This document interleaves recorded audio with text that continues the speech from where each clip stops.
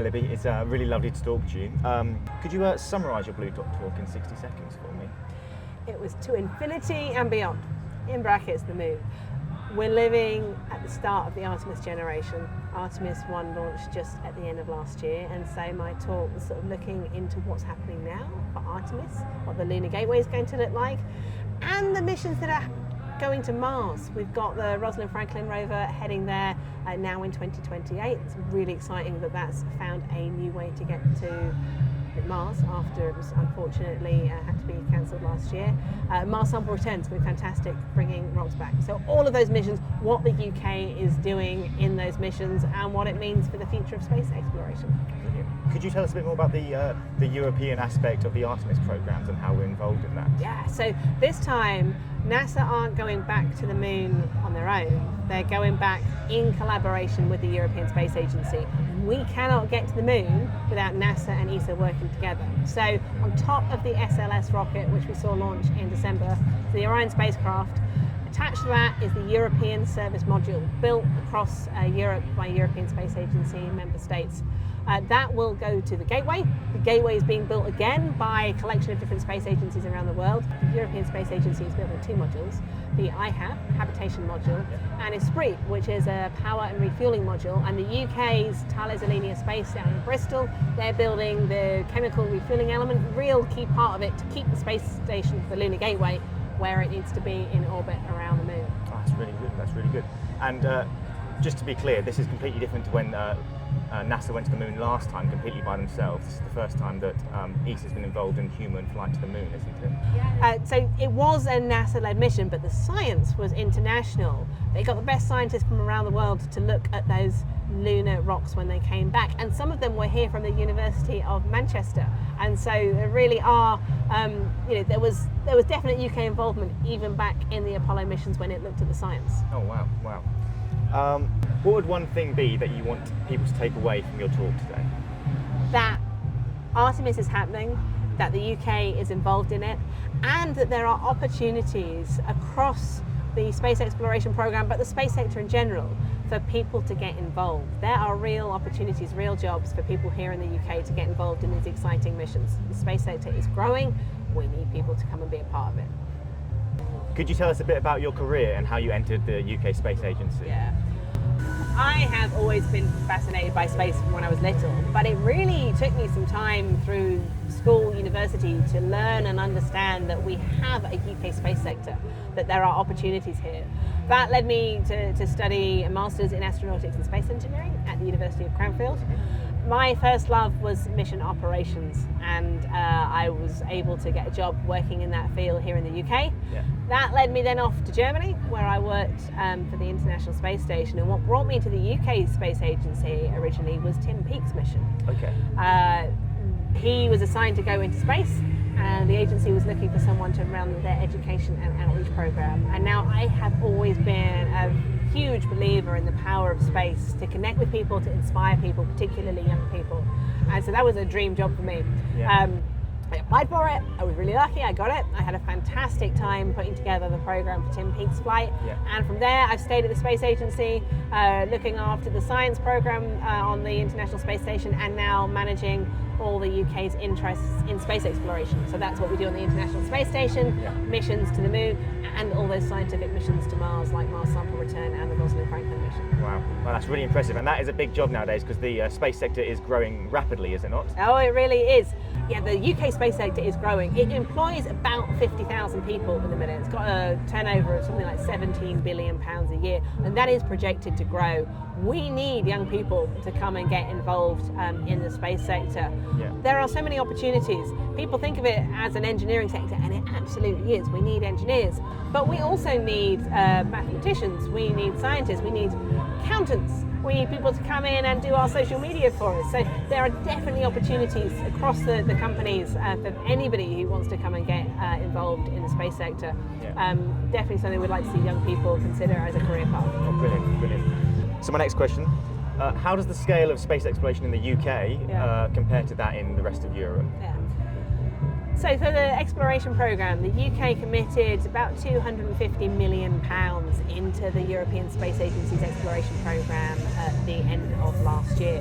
We're the fourth biggest player in that program. Germany, Italy and France are all bigger than us. We're at about 12% of the overall program.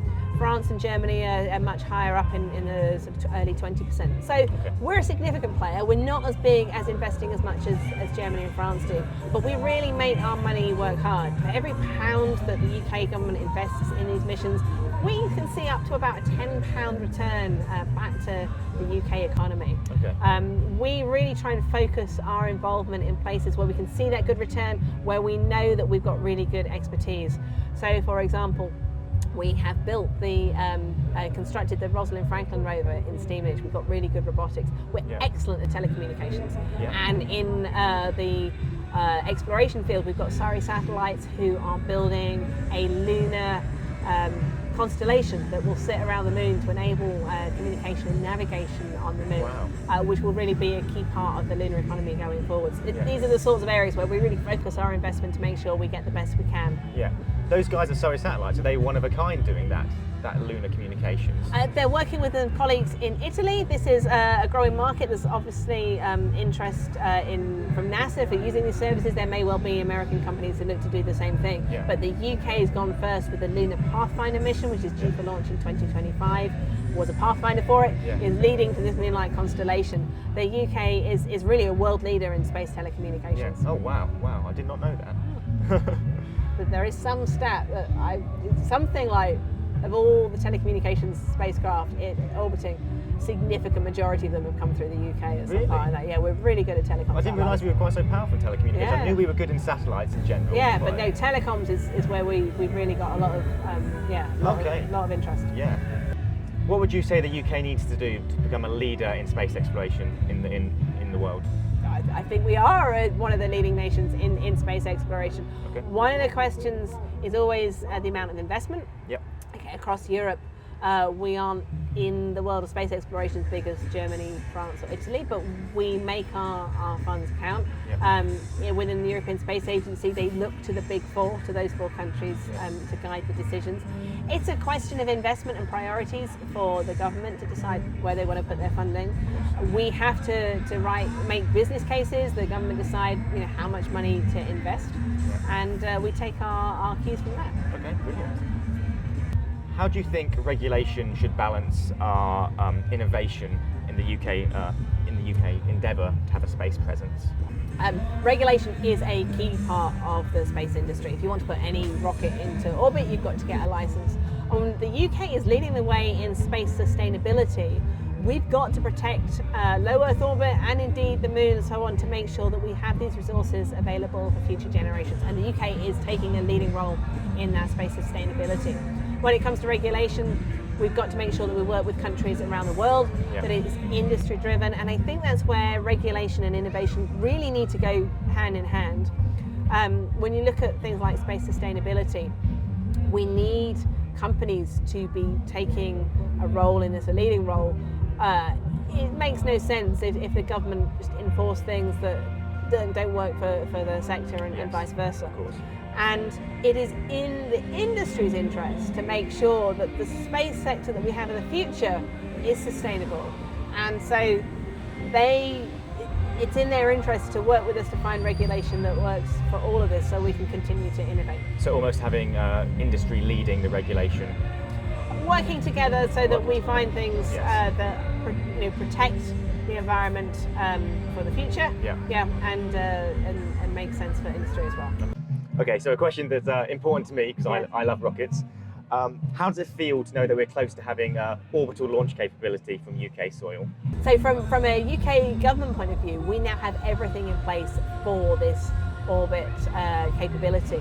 The Virgin Orbit launch recently was a disappointment because the rocket failed and the satellites didn't reach orbit. But we had that launch from UK soil, and it showed that all the regulation, all the things that licensing that needs to be in place here in the UK is there. It's fantastic to see that we have other UK companies, Skyrora, Orbex, working to make their launches happen, and I know they're going to come.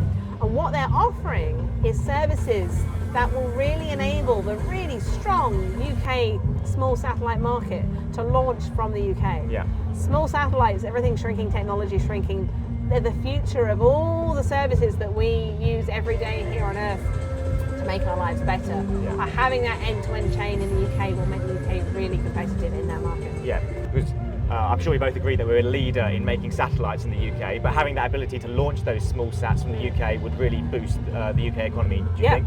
That is one of the reasons that we are investing in these areas, and we look forward to seeing that growth.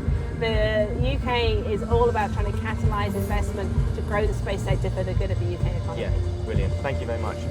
How do you think the education system in the UK could better prepare our students and young people for a career in the space sector? Now, the really exciting thing is that we've just launched the Space Apprenticeship Scheme from the Department for Education. So students now can work with Airbus to learn how to manufacture satellites, really highly skilled technical roles, whilst studying for a degree.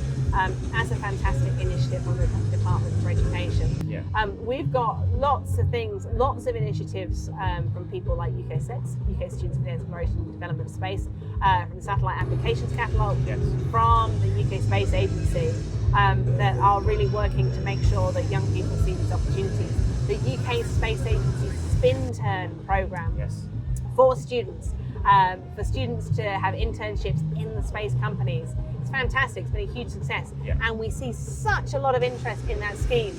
Companies love it because they then find a really engaged, capable people who very often go on to have work and have careers with those companies. Yeah. So I think we're doing lots already to support young people. And the most exciting message for me is that there is opportunities in the space sector for young people that should come on board and come join the space sector. Yeah, wow, thank you very much. That's been really lovely. Thank you for talking to me. Thank you. It's been a pleasure. Yeah. Thanks, Callum.